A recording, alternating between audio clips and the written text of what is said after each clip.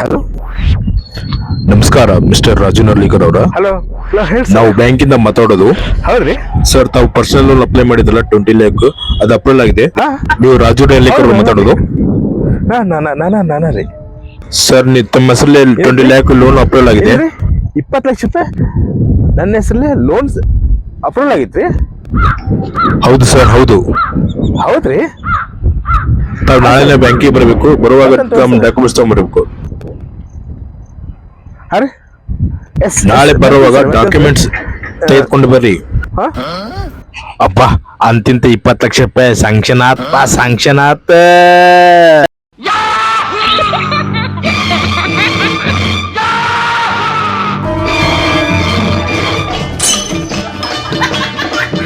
चाहे कोई मुझे जंगली कहे, कहने दो जी कहता रहे, हम प्यार के तूफान।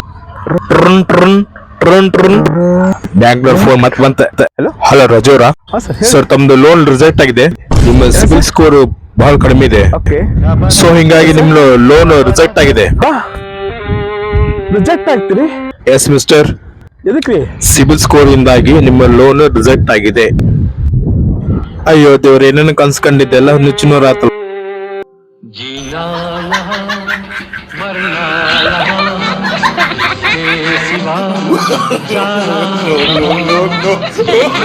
यहाँ मरना यहाँ के सिवा जाना यहाँ।